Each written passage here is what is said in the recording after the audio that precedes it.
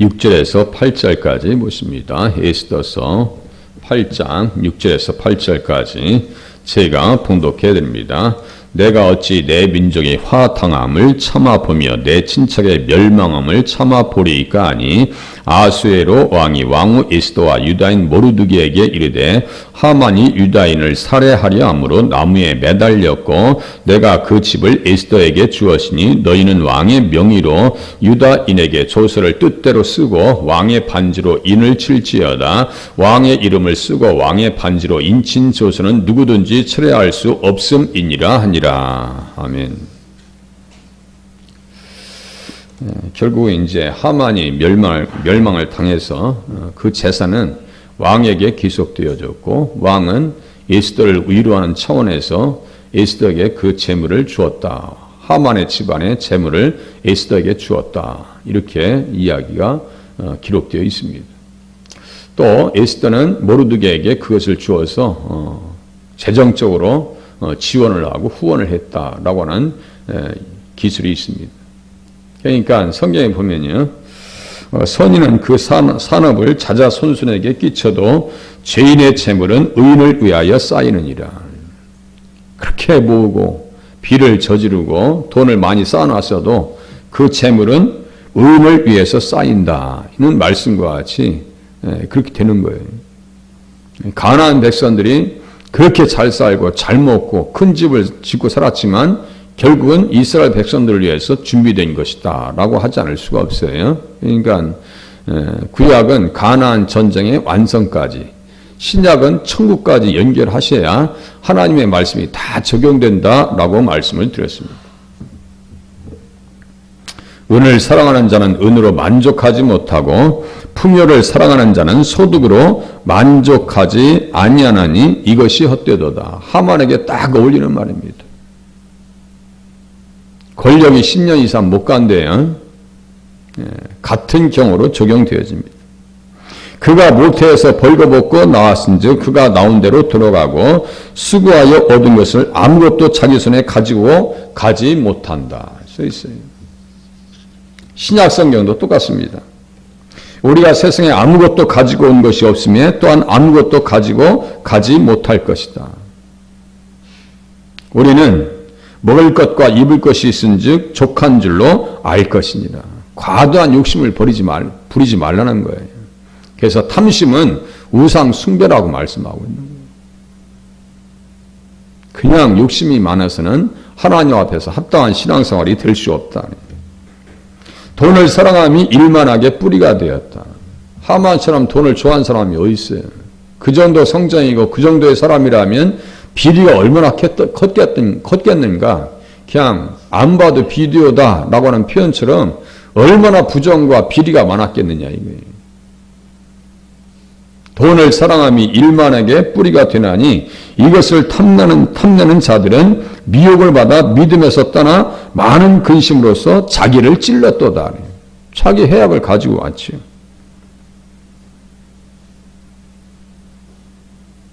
오직 너 하나님의 사람아 이것들을 피하고 의와 경건과 믿음과 사랑과 인내와 온유를 따르라 써 있어요. 우리가 따라야 될 것이 무엇인가를 분별해야 됩니다.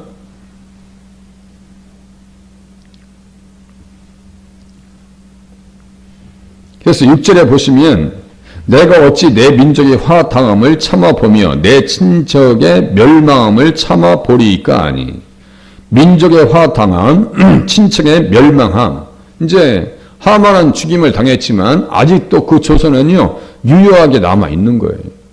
이거 처리하려고 이제 지금 힘쓰려고 지금 왕의 반지를 얻고 조서를 쓰고 준비하고 있는 거예요. 아직도 지금 다 완전히 지역 가운데 다 들어가 있는 게 아닙니다. 하만의 조서는 어떠한 내용을 품고 있느냐면요. 이것이 그리스도 안에서 볼 때, 이사야서 11장 1절에 보면 이새의 줄기에서 한 싹이 나며 그 뿔에서 한 가지가 나서 결실할 것이요. 줄기를 말이죠. 잘라내 버리겠다고 하는 내용이 그 조서 안에 독소 조항 안에 들어가 있는 거예요. 그러니까 이게 혼자 존재하는 것이 아니라고 말씀드렸어요. 이 본문은 다른 성경을 다 무시하고 혼자만 이렇게 있는 것이 아니에요. 시대가 단절되어져 있고 내용이 단절되어 있는 것이 아니에요. 지금 하만이 유다인을 멸절시키겠다고 하는 것은 유다의 자손으로 오시는, 다윗의 자손으로 오시는 예수님의 그 가지 줄기를 잘라버리겠다고 하는 그 내용이 이 안에 담겨 있는 거예요. 그래서 에스더가 어떻게 얘기하는 거예요? 내 민족을 내게 주소서라고 하는 것은 그냥 일반적인 기도의 내용을 뛰어넘어서 구속사적으로 예수님과 깊이 직접적으로 관련되어져 있는 기도다라고 하는 말씀을 들을 수 있는 거예요. 예수님 안에서 성경을 보면 성경의 시대적 장벽, 인물의 장벽 다 무너져 버립니다. 나와 성경과의 시대적 간격도 무너집니다. 우리가 왜 사극을 재밌게 봐요? 시대는 달라도 내용은 똑같습니다. 사람 사는 마음, 오욕, 칠정 다 똑같아요. 그러니까 공감대가 있어서 재밌게 보는 거예요. 심지어 장희빈 같은 경우는 뭐 몇 번 반영해도 뭐 시청률이 뭐 떨어지질 않더만요, 보니까. 그죠? 왜 그래요? 그 안에 사람 사는 모습이 다 담겨 있기 때문입니다. 예나 지금이나 똑같아요. 성경을 우리가 왜 알아야 돼요? 지금도 똑같아요. 우리가 예수님은 포도나무고 우리는 가지잖아요. 이거 잘라내려고요. 수 없는 방법으로 아주 작정하고 달려듭니다. 작정 세력이라고 그래요. 그것들은. 그것을 우리가 분별하지 아니하면 그냥 도매금으로 넘어가는 거예요. 전혀 분별하지 아니하면. 그래서 구속사의 과정, 예수님께서 이 땅에 오시는 그 예수님의 오심을 바라보면서 어떻게 신앙생활 했는가, 그 사람들을 보면 우리가 지금 다시 오실 예수님을 바라보면서 어떻게 신앙생활을 해야 될 것인가에 대한 답을 찾을 수 있다고 말씀드렸죠. 그래서 온고의 지신이에요. 옛것을 삼아서 새롭게 우리의 이때의 교훈으로 삼는 거예요. 그래서 성경을 자꾸 보는 거예요. 그것도 어떻게 해요? 견주어서 또 보고 또 보고 깨닫고, 그래서 나의 사명이 무엇이고 내가 할 일이 무엇인가, 나의 입장은 어떻게 하나님 앞에 정리해야 될 것인가, 입장 정리를 제대로 해야 한다니까요. 하면 하고 아니면 아닌 거예요. 사명으로 해야죠. 신앙생활을.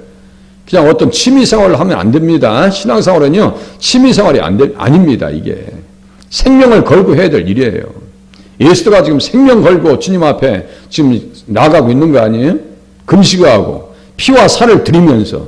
누굴 위해서요? 예수님을 위해서. 하만이 이뻐서 잔치하는 거 아니라고 말씀을 드렸어요. 그래서 요한복음 12장에 마리아와 유다가 마르다하고 마리아가 잔치하는 그 모습과 여기 에스더의 잔치가 다르지 않다니까요. 그 속으로 내가 누구를 위해서 잔치를 하고 있는가, 누구를 위해서 바빠야 되고 누구를 위해서 살아야 되는가.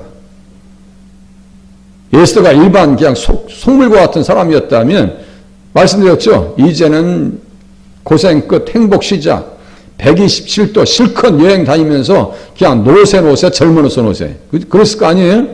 절대 그렇지 않습니다. 꼭 필요한 장소에 있어요. 꼭 해야 될 장소에 있습니다.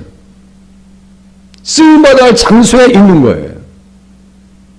그런 거예요. 정말 일꾼은요, 적재적소에 딱 있는 것이 일꾼입니다. 적재적소에 있는 사람이 일꾼이에요. 그 누가 그런 사람이 그런 일들을 가능하게 할 수 있을까요? 기도하는 사람 아니고서는요, 순종하는 사람이 아니고서는요, 그 사명을 감당해낼 수가 없고요, 하나님께서 일을 맡기지도 않으십니다. 깨달아야 돼요. 기도하면서 내가 무엇 때문에 하나님 앞에 헌신해야 되는가. 그 가지가 잘라졌더라면,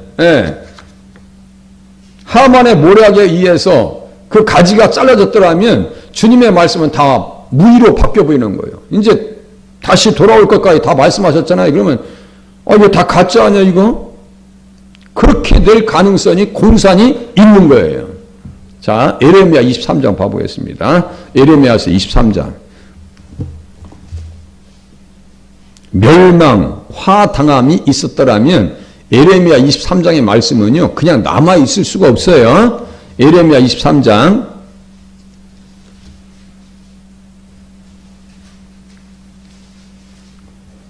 5절 전후 보세요. 23장 5절 전후.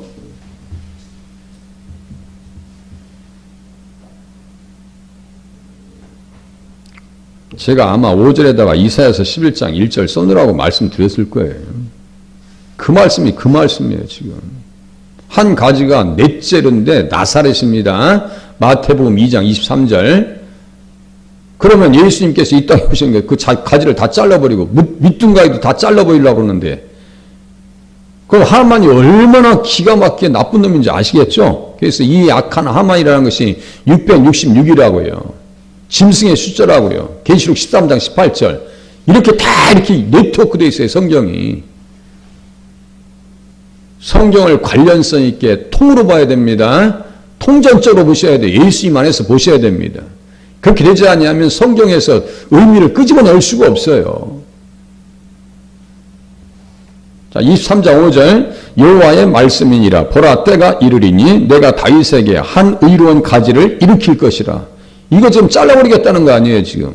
화당함, 멸망당함을 내가 참아 보리이까. 멸망당함을 참아 보리이까 하니. 내 민족이, 어찌 내 민족이 화당함을 참아 보며 내 친척의 멸망함을 참아 보리이까. 이거 볼 수가 없다는 거예요. 있을 수가 없다는 거예요. 이렇게 해서는 이 말씀들이 이루어지지 않는다라고 하는 것을 에스더가 다 품고 있는 거예요. 그러니까 일반적인 사람이 아니라니까요. 일반적인 믿음이 아니라고 제가 말씀드렸죠. 에스더와 모르드게는요, 그 시대에 야긴과 보아스와 같은 인물이었다. 그죠? 야긴과 보아스 같은 인물. 기둥을 딱 세워가지고 말이죠. 예. 이 시대에 말이죠. 교회의 기둥과 같이 세워지고 쓰임받는 성도님들이 되실 수 있기를 바랍니다. 누가 교회를 세울 것인가? 무너져가는 이 시대의 교회, 무기력한 이 교회, 세상이 짓밟으려고 하는 이 시대,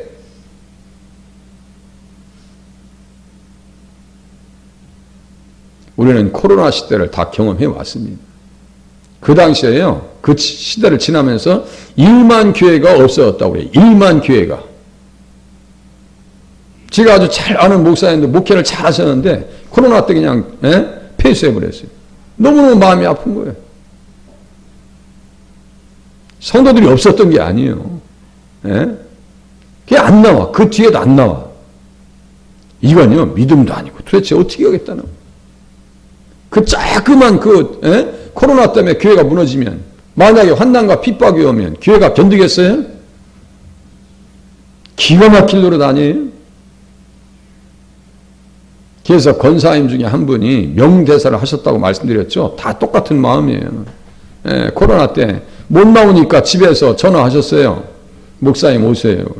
가서 이제 뵀더니 다 11조하고 헌금을 다 챙겨주면서 하시는 말씀이, 목사님 다른 건 걱정이 안 되는데요, 교회가 걱정이 돼요.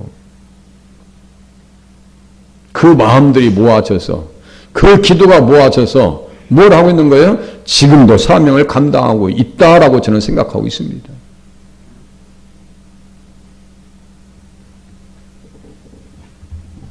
기도 아니고서는요, 이 시대에 나만 할 사람이 없습니다. 신앙생활 잘하다가 명분을 잃어버리고 툭 꺾여 나가는 사람들이 뭐 있어요. 가지에 열매가 있는 거예요, 없는 거예요?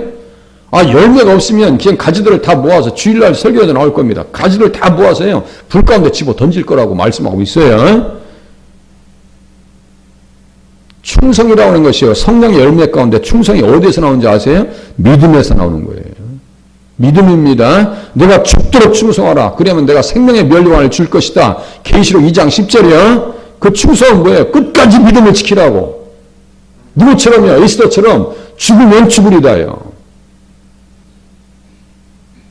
생명을 걸걸 걸어야 돼요. 그잖아요? 생명을 걸걸 걸어야 될 거 아니에요. 또 다시 보세요. 23장 5절. 여호와의 말씀이니라. 보라, 때가 이르리니 내가 다윗에게 한 의로운 가지를 일으킬 것이라. 그가 왕이 되어 지혜롭게 다스리며 세상에서 정의와 공의를 행할 것이며, 그의 날에는 유다는 구원을 받겠고. 이거 다 없애버리겠다는 얘기예요. 지금 유다인들 다 없애버려가지고 멸절시키겠다. 그래서 내 민족을 내게 주셔서, 에스더의 기도가 무슨 내용을 담고 있는지 조금 이해가 되십니까? 그냥 일반적인 기도가 아니란 말이에요. 자기만 잘 먹고 잘 살 것 같았으면요, 왕으로 된 그 순간부터요, 다 그냥 뭐 사명이고 뭐고 다 집어 던져버린 거예요. 요셉도 똑같아요. 예? 자기가 요셉의 총리가 됐으면요, 이제 잘 먹고 잘 살아야지, 이제 고생 끝. 그게 아니에요. 아브라함과 이삭과 야곱을 통해서 들려준 말씀이 자기에게 사명으로 온 거예요. 사명으로. 우리 민족에게서 예수님이 오신다. 그 자손에게서 예수님이 오신다. 자손은 곧 그리스도라고 할 때 요셉과 같이 훌륭한 믿음의 사람이 히브리서 11장에 나와 있는 믿음의 인물이 그걸 몰랐을까요? 저도 지금 얘기하고 있는데요. 그래. 이 민족이 존재해야 될 이유. 창세기 45장 제가 몇 번을 찾아서 말씀드렸습니다. 당신들의 후손에서 큰 구원의 역사가 이루어져야 된다. 사명으로 신앙생활을 하는 거죠. 그냥 감상적인 신앙생활을 한 사람이 한 사람도 없어요. 감상적으로 신앙생활을 한 사람이 없어요. 예. 생명을 걸고 하죠. 때로는 그것이 감옥에 가든 죽을 지경에 있든 그거 타협하지 않습니다. 예? 아이 풀무불에 들어가면 들어가는 거지 뭐. 사자불에 들어가면 들어가는 거야. 이렇게 신앙생활을 합니다. 그러니까 대단한 일들을 해내는 겁니다. 지금 우리에게 그러한 심지가 있는지 생각해 보면 아찔하게 짝이 없죠. 지금 시대의 성도들이요.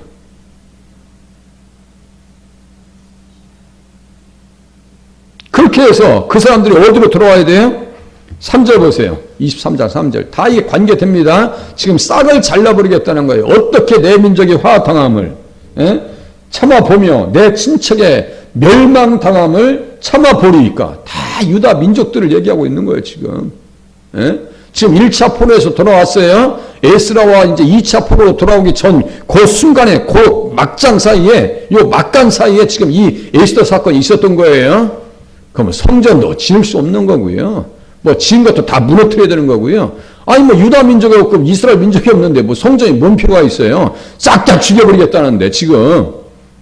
다시 돌아올 기약이 또 어디 있겠냔 말이에요. 3절 또 보세요. 내가 내 양떼에 남은 것을 그 몰려갔던 모든 지방에 모아 다시 그 우리로 돌아오게 하리니 그들의 생육이 번성할 것이며 내가 그들을 기르는 목자들을 그들 위에 세우리니 그들이 다시는 두려워하거나 놀라거나 잃어버리지 아니하리라 여호와의 말씀이니라. 딱 이렇게 도장을 찍어놨어요.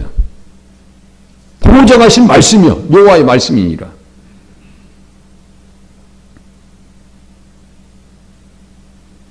8절 보세요. 이스라엘 집 자손을 북쪽 땅 그 모든 쫓겨났던 나라에서 인도하여 내신 여호와의 사심으로 맹세할 것이며 그들이 자기 땅에 살리라 하시니라. 땅 자손포 이 구속사로 풀어나가는 세 가지 주제. 땅 자손포 아주 중요한 개념입니다. 이거. 예? 그 땅 자손폭이 세 가지가 동시에 나올 때도 많다고 말씀드렸죠. 그것을 다 무너뜨려 버리겠다고 지금 하만이 작정하고 달려들었다가 어떻게 했어요? 나무에 달렸다. 예. 그래서 7절에 보니까 아하스웨로 왕이 왕후 에스더와 유다인 모르드게에게 이르되 하만이 유다인을 살해하려 함으로 나무에 매달렸고 내가 그 집을 에스더에게 주었더니 내가 그 집을 에스더에게 주었다. 말씀 나오잖아요. 에스더에게 다 준 거예요. 그냥 다. 재산도 주고 뭐 생사 여탈권도 다 줘버린 거예요. 지금. 어떻게 할 것인가. 33장 또 보시겠습니다. 이거 보고 끝내겠습니다. 33장. 이 가지를 잘라버리겠다고 하는 하만의 조서가 이 안에 다 담겨 있어요. 33장. 성경의 장벽이 다 무너진다고 말씀을 드렸습니다. 예수님 안에서 보면 33장 15절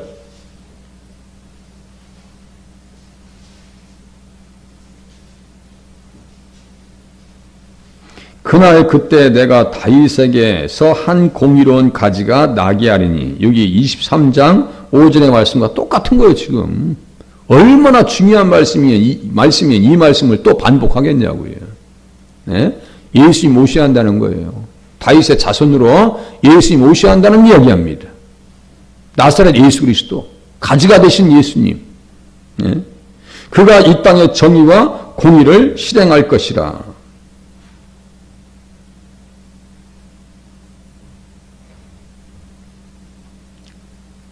정의를, 공의를 실행할 뿐만 아니라요, 그 입술의 기운으로 악인을 죽일 것이다 했어요.